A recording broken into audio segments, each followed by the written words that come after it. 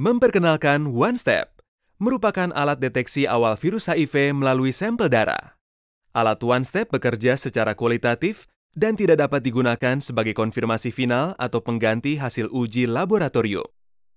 Cara penggunaan OneStep. Buka kemasan OneStep Test Device.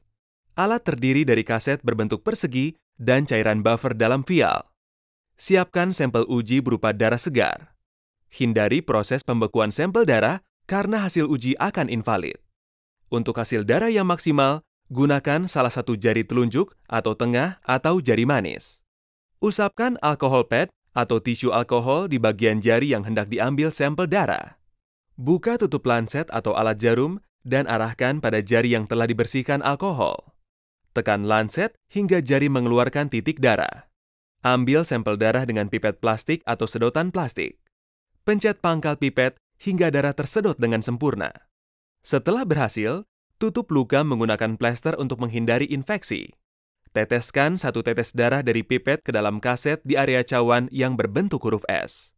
Siapkan cairan buffer. Gunting ujung cairan buffer dan teteskan 1 tetes ke dalam kaset di area cawan yang berbentuk huruf S. Tunggu hasil dalam 10-15 menit. Hasil positif ditandai dengan muncul 2 garis pink pada area C dan T.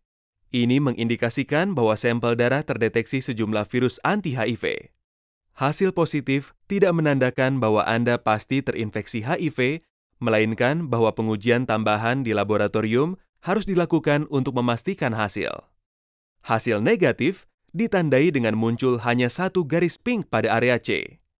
Ini mengindikasikan bahwa sampel darah tidak terdeteksi virus anti-HIV.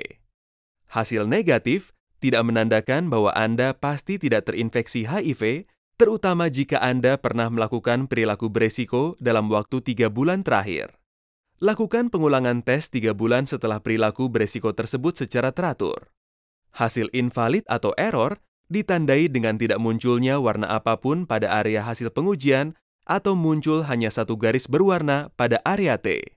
Ini mengindikasikan bahwa terjadi kesalahan pada pelaksanaan tes. Pengujian harus diulang dengan alat pengujian yang baru. Jangan baca hasil setelah 20 menit dari penggunaan. Simpan alat pada suhu kamar dalam foil yang tertutup rapat. Jauhkan dari lembab dan paparan sinar matahari secara langsung.